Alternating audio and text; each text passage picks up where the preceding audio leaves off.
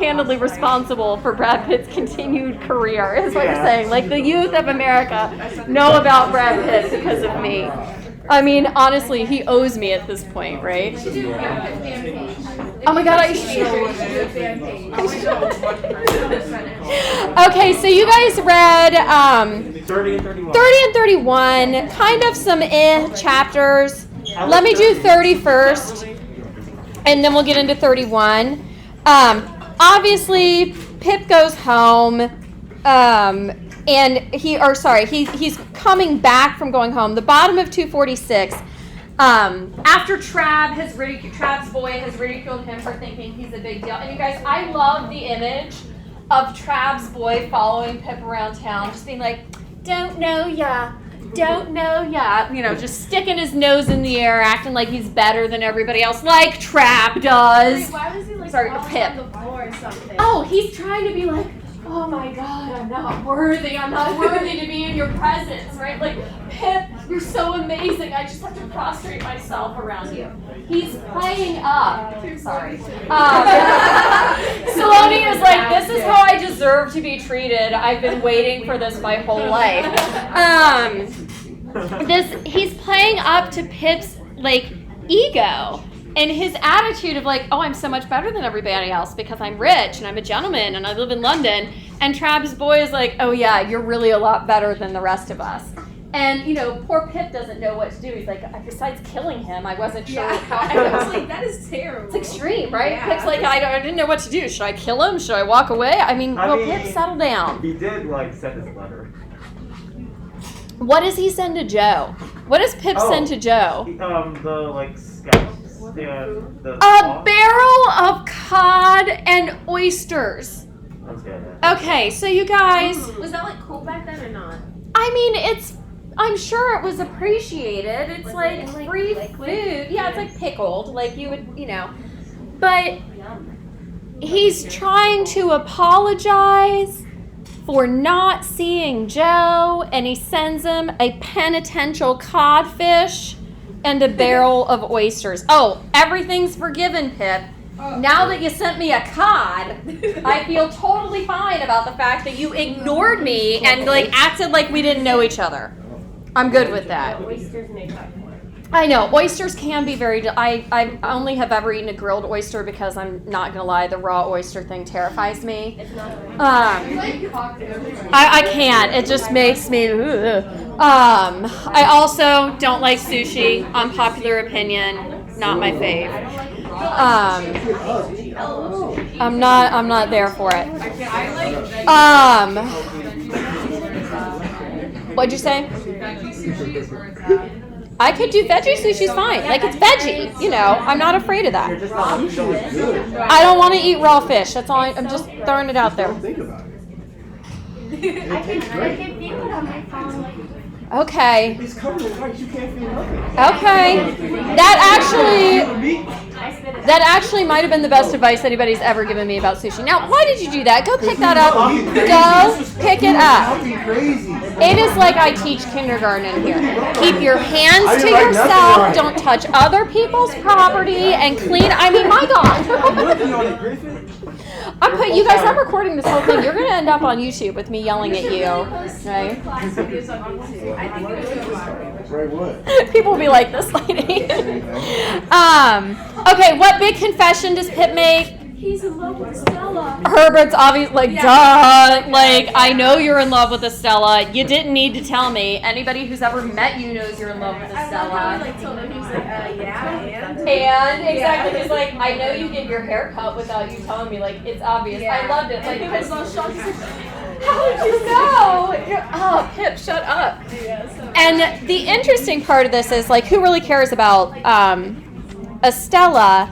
What is Herbert's advice regarding the whole, I'm in love with Estella? What does Herbert say? He's like, it's not going to work. It's not going to work. Can you detach yourself from her? He's like, it's impossible. Herbert is doing the thing that we all do when we see a person falling in love or being interested in a person who it's not going to work with, or we're like, don't do it. They're not the right guy for you. Blah, blah, blah. That's what Herbert's doing, and of course it doesn't work. Yeah, isn't he like his That's what he did for his house. Exactly what, yes, I was confused about whose father, yes. Herbert is acting like Matthew, like, hey, it's not going to work. Whereas Matthew's coming in and saying, this dude is not what he pretends to be. You know, Herbert is saying, Estella is exactly what she says she is. She's horrible. She, you know, and then he also kind of says, you know, is there any evidence that Estella is included in your fortune? No. There's not. But then he kind of throws a wrench in that and he says, but Jaggers wouldn't be involved in it if it weren't official. Like, you know Jaggers. You know the kind of person he is. You know how, like, rigid he is and how he wants, he wants everything to be in the right place. And, like, he's not going to get mixed up in something that isn't legit. So there's kind of some mixed messaging there going on where Herbert might be telling Pip, you know, there's no hope, but at the same time, like, not fully trying to get him to leave it behind.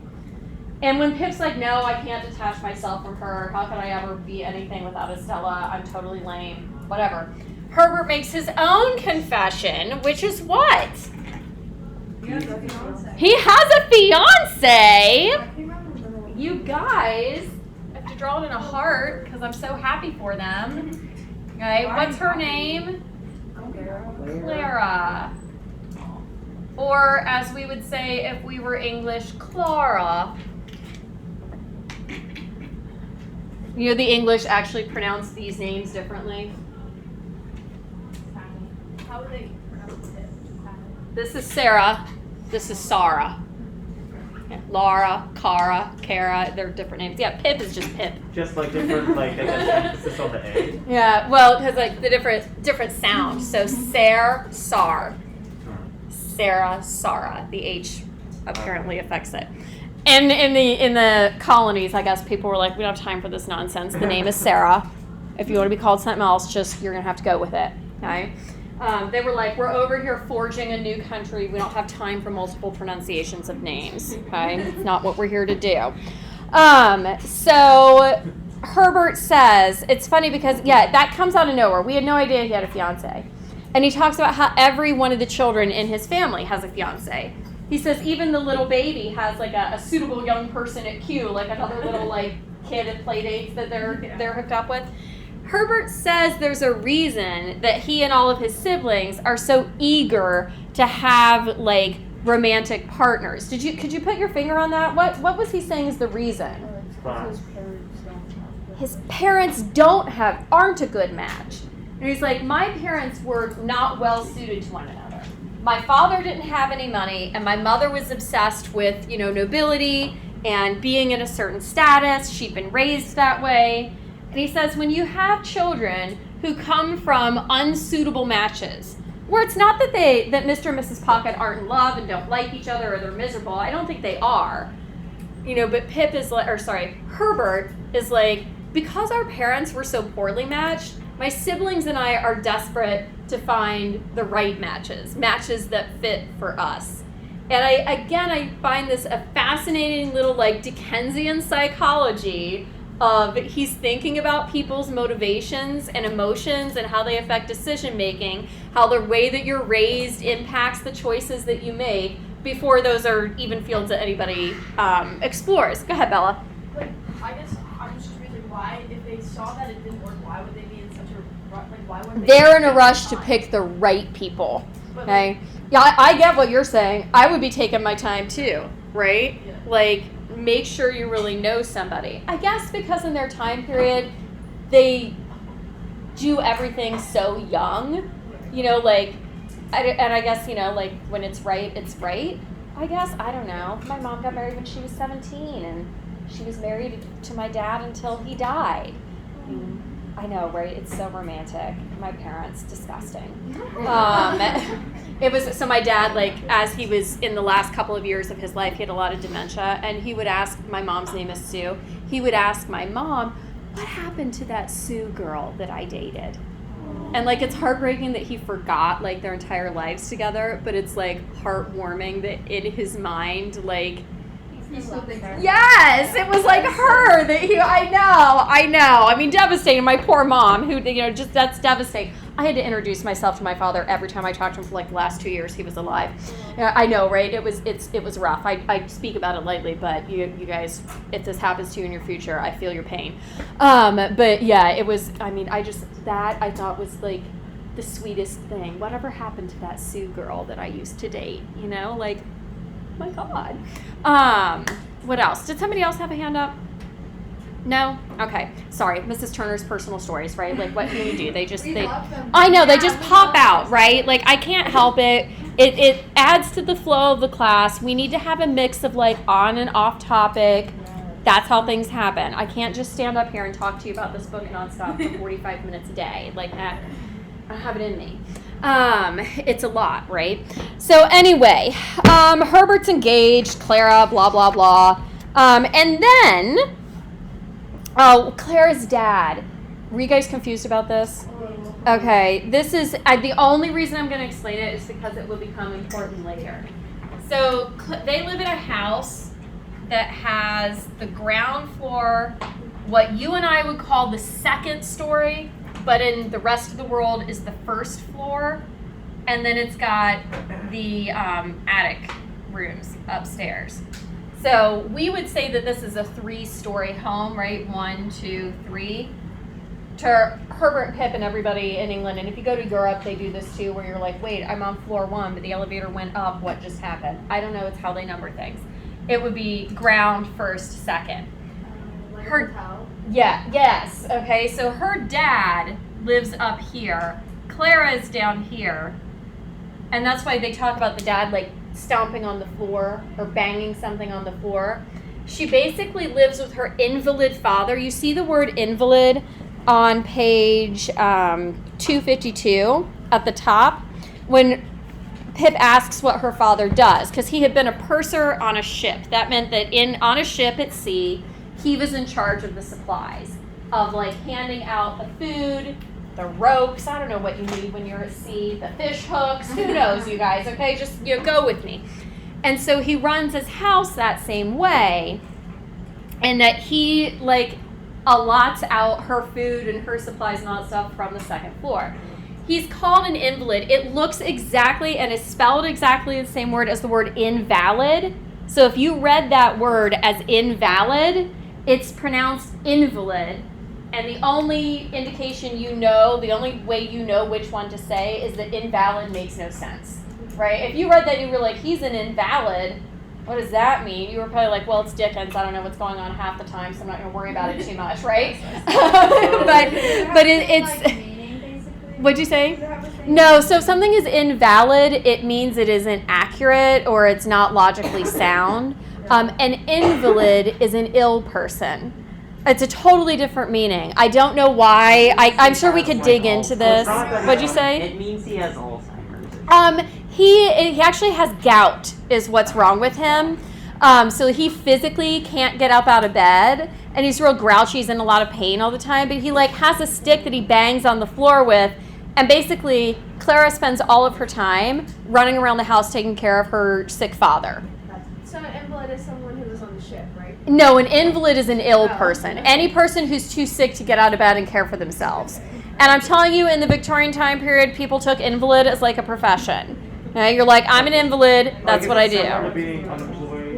No, it has to do with illness. It's connected to illness. Yes, you go to the bathroom. I'm an invalid, that's what I do. I lay on a couch, people bring me things. I don't really know how you get signed up for that, but let's go. I mean, Eloise is being an invalid today, right? She's like laying on my mom's couch, probably has like hot tea next to her, and who knows what. Did the bus come for my children? Who knows, you guys? Who knows? Things I haven't heard about today. We're just gonna, cross our fingers. We just gotta pray and hope that the bus goes. That's all I have. All I have are thoughts and prayers, you guys. I'm like So does the bus not come some days? It didn't come on Friday. Why? This is actually super tragic. The regular driver is out this week because her son died. Oh. And she's one of these people that, I have no idea how old she is. I can't tell. Does she look like a boy? I have no idea. Like, she could be 20 or she could be 40. Like, she does not, like, some people, their skin doesn't tell you how old they are. And I'm like, this is horrible no matter how old you are, but like, God, how tragic. So she was telling us this all at the bus stop, right? Like, oh, I'm not going to be here next week. My son's funeral, right? I'm like, what are we do? So we don't know if we have a substitute, if the substitute knows the route. No idea, you guys. No idea. Yeah.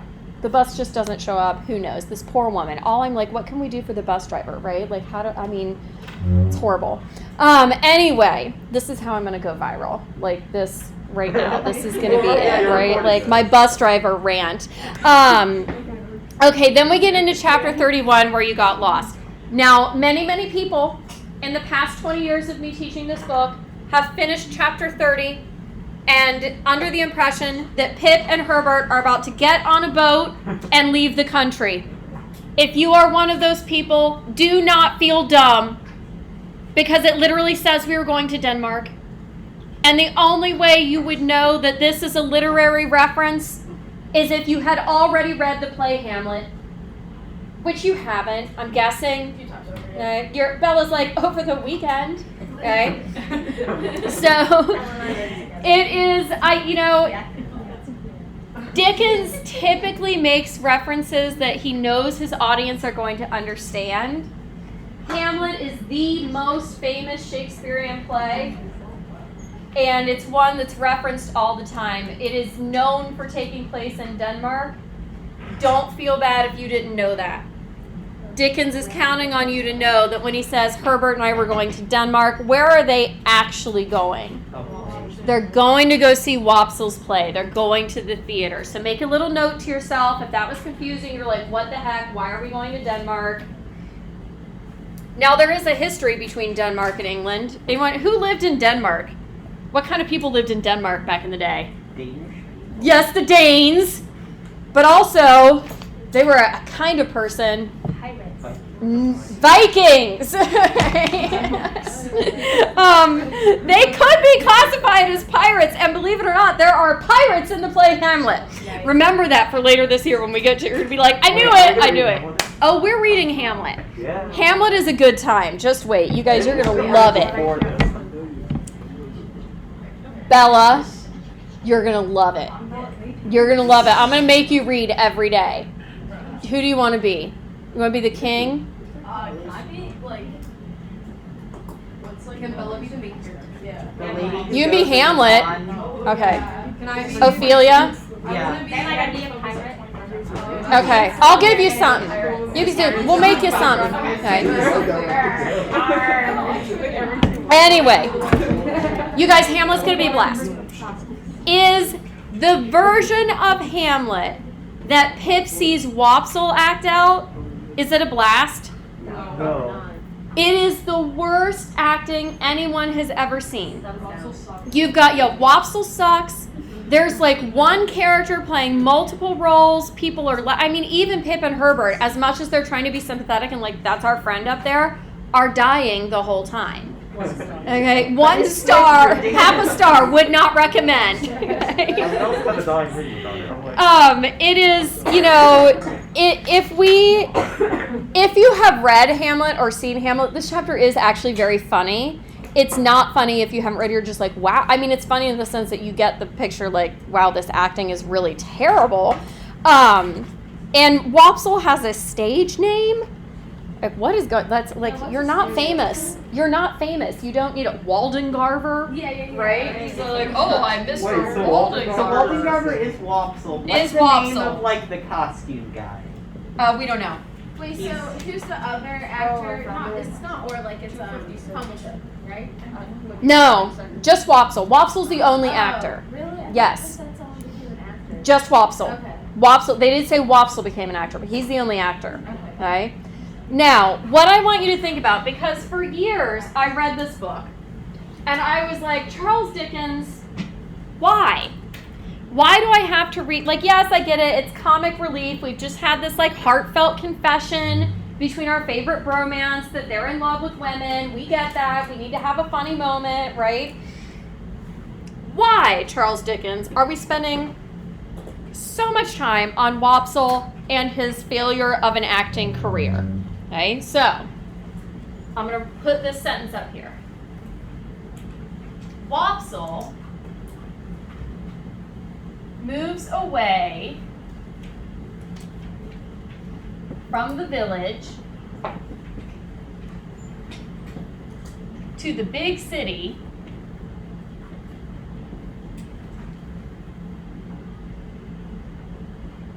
and fails miserably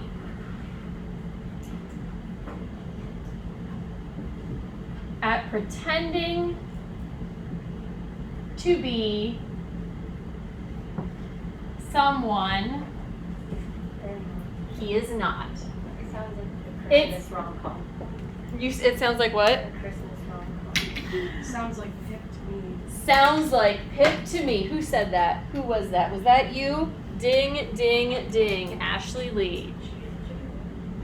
Winner, winner, chicken dinner. All you have to do is think about acting as pretending to be someone you're not. Wopsle is a parallel. What's the parallel sign? Is it 2 lines up and down, right? Yeah, You guys, it's been a long time. Is that from geometry? I think so. Okay. Look, we've not been using that in 1993. I know, it's been a long time, okay? I took geometry a long time ago. So dry. Wopsle is a parallel to Pip. They are both, they've left their village, they've left the small town, they've moved to the big city, and as Wopsle is failing miserably at acting, what does that serve? What function does his failure serve as a narrative device in the story? It's foreshadowing. Pip is going to fail miserably at pretending to be someone he is not. Now, instead of acting out a role, what is Pip pretending to be? Noble. Like a gentleman. A gentleman, right? So Wopsle sucks as Hamlet, and Pip is going to suck at pretending to be a gentleman. Was Hamlet a gentleman? Oh, he's a prince. He's next in line for the throne. He is robbed horrifically. I cannot wait to read Hamlet with you guys. It is like, and we might have to do it early after winter break just because I'm so excited about it. Right? It might just have to be like, I usually teach Hamlet in the spring, but it might have to be Hamlet time just to make me happy. Yeah, just flip him and be like, it's Hamlet. It's time for Hamlet. What else are you supposed to read? I usually teach the novel Wuthering Heights, which I love. You've heard good things? No. Wuthering Heights is better. You guys, you're going to fall so in love with Wuthering Heights. What type of story? Let's not talk about it. I'm not prepared. Is it stuff like actually happen? Like all the time. Don't worry. Think like not only stuff, bonkers stuff. Everyone in that book is crazy. I don't know what girls think I'm sleeping. Ashley's like, Ashley, you need to write. I'm gonna help you. You need to write like a Dear Charles Dickens, why do you hate me letter, and express your frustrations with him, and that'll help you process those emotions. It's okay. Things are gonna start happening real soon. Okay, I promise. I promise. Okay, so I'm gonna start reading 32 with you. Because what you have to read tonight is what? What does Schoology say? 34? They're shorter. It's like 20 pages total. I know, right? Like, I got to take the kids to writing lessons tonight. What is this homework on a Monday? I don't have time for this. Okay. Chapter 32. One day, we have no idea how much time has passed. One day, when I was busy with my books and Mr. Pocket, I received a note by the post, the mere outside of which threw me into great flutter. For though I had never seen the handwriting in which it was addressed, I divined whose hand it was. He could tell by the handwriting that the note was from... Estella. Oh my God. Are you throwing up? Obsessed. Yes. Like, oh, clearly this handwriting is so beautiful it could only be Estella's. Oh, Pip. It had no set beginning as Dear Mr. Pip, or Dear Pip, or Dear Sir, or Dear anything. So it doesn't even say, it's like when you email somebody and you just do the body of the email, you don't have like, Dear, this is how her note is. But ran thus. I'm to come to London the day after tomorrow by the midday coach. I believe it was settled you should meet me.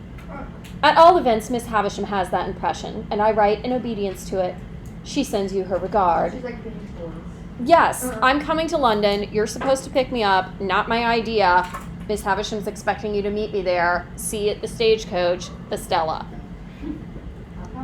Meanwhile, Pip is like, oh my God, I got a note from Estella. Right? He like sees the notification on his phone, and he's like, ooh, Right, maybe it's from yes, Estella. yes. Usually after you had a note from Brad Pitt. That's exactly what happened.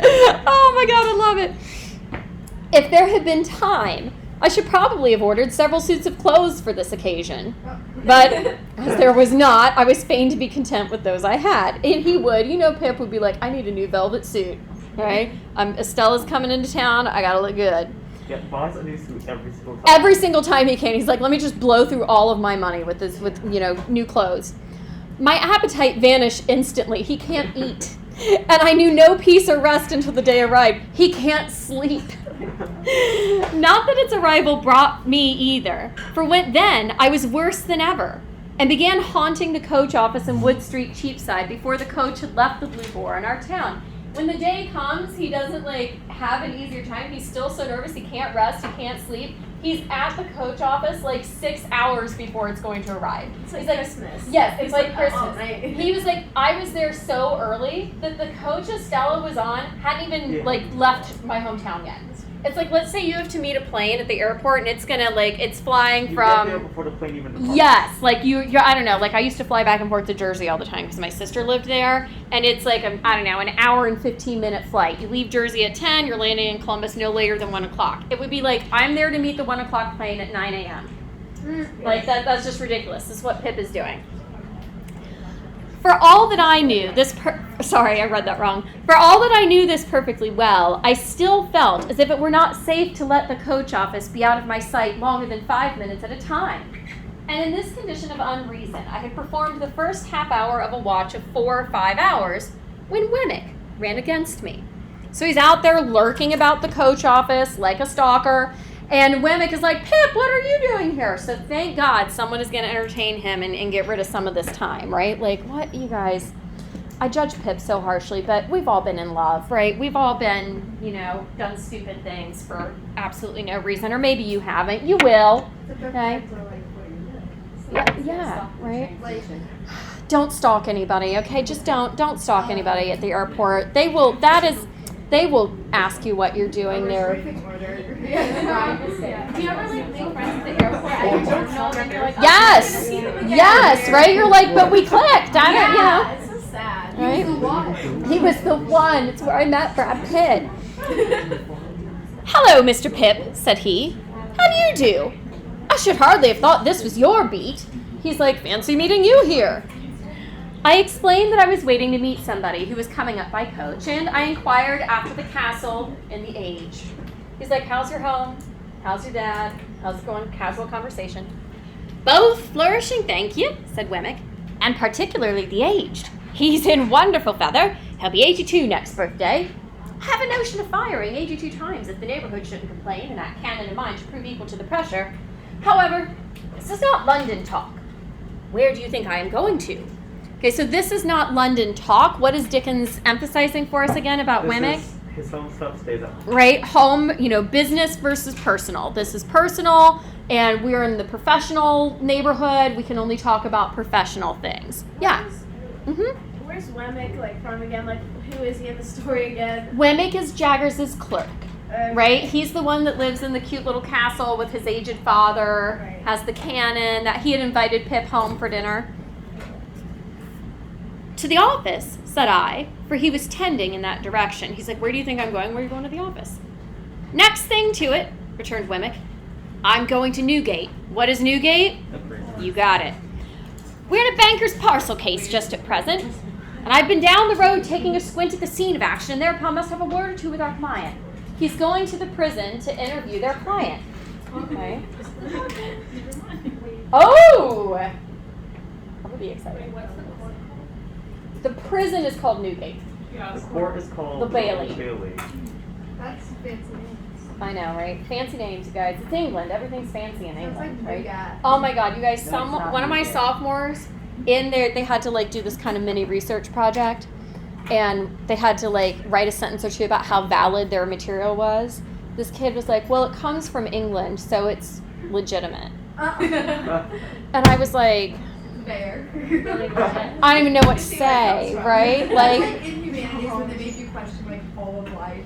yes, but like it comes from England, it's legitimate. It just proves you can say anything in a British accent and people will believe you. So I was just At like, least Americans will. yes, the British are like, Yeah. what's going on? They just have fascinating. Did your client commit the robbery? I asked. Bless your soul and body, no, answered Wemmick very dryly. But he is accused of it. So might you or I be. Either of us might be accused of it, you know. Only neither of us is, I remarked. Yah, said Wemmick, touching me on the breast with his forefinger. You're a deep one, Mr. Pip. Would you like to have a look at Newgate? Have you time to spare? Yes. So if you're like accused of a crime, was it like guilty and proved?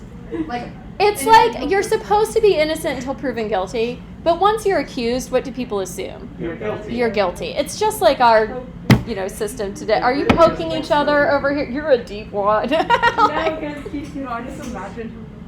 because she knew with this worker. It's like It's how like a- E.T. It's like how a dad would be like, you got it. son." Yes, yeah, it's like a, kind of genuine, I don't know, familial gesture. Okay, so he says, if you've got time to spare, I'll take you on a tour of Newgate. Do you want to see the prison with me? MG.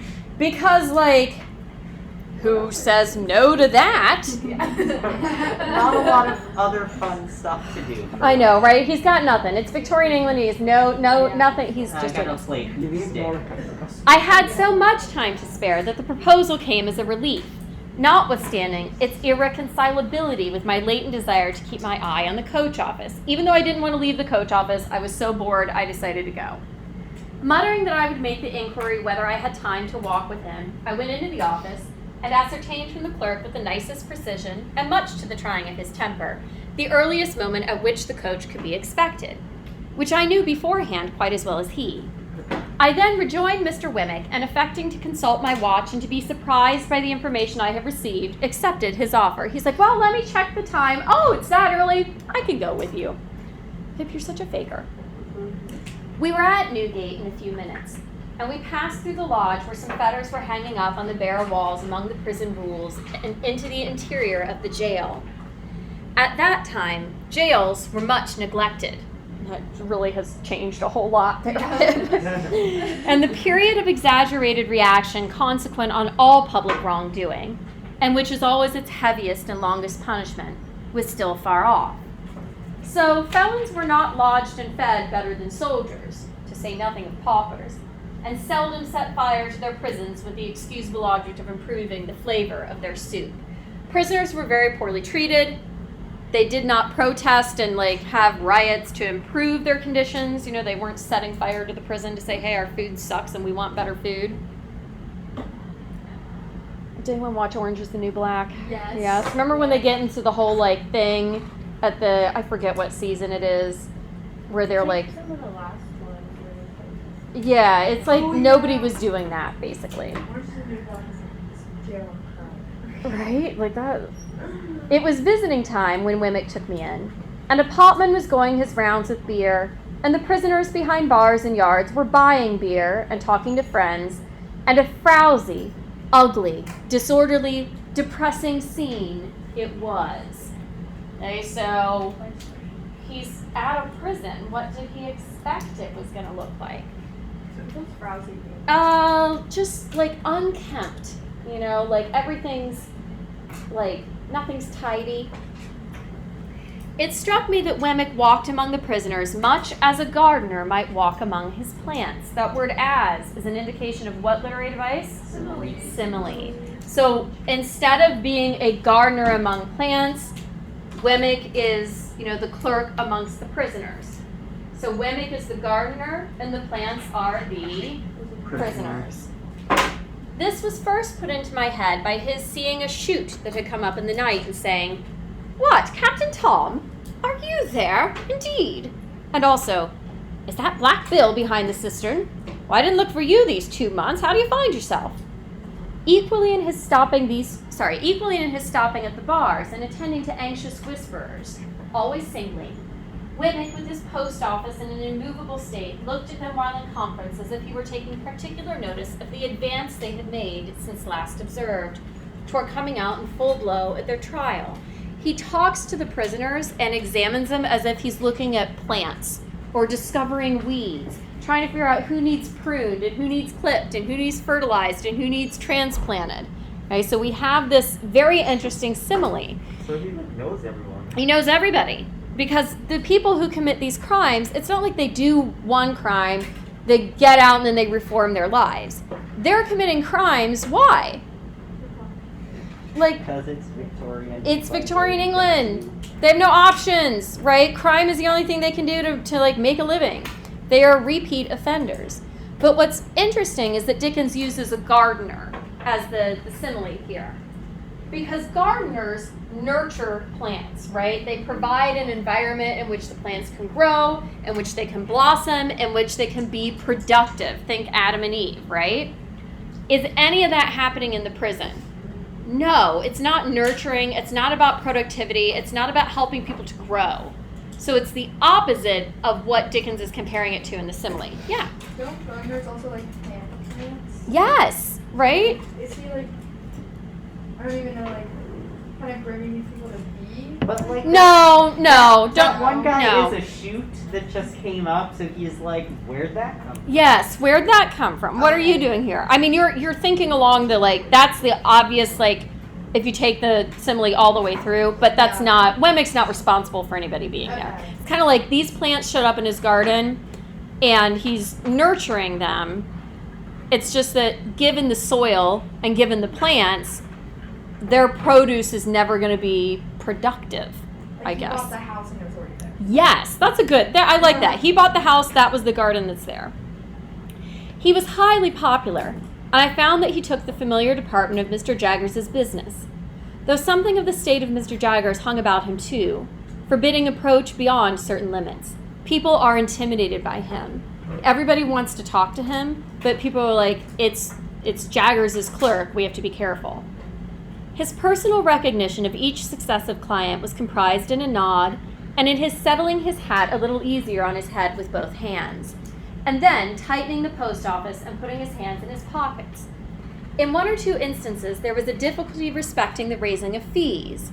And then Mr. Wemmick, backing as far as possible from the insufficient money produced, said, "It's no use, my boy. I'm only a subordinate. I can't take it.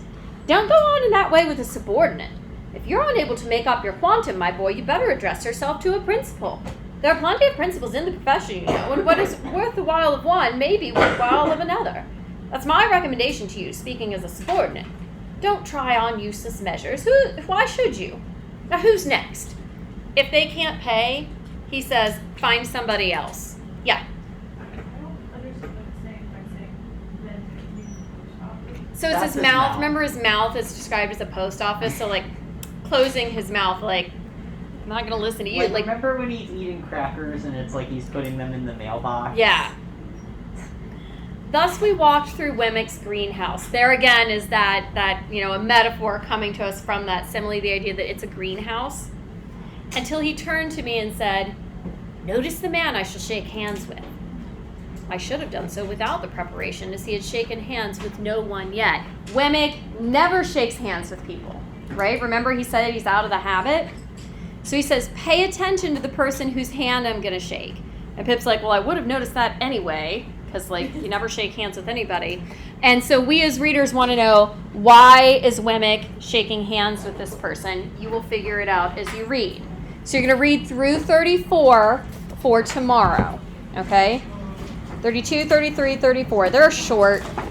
You've got 17 pages from where we are. Yeah. Question. Is Clara, this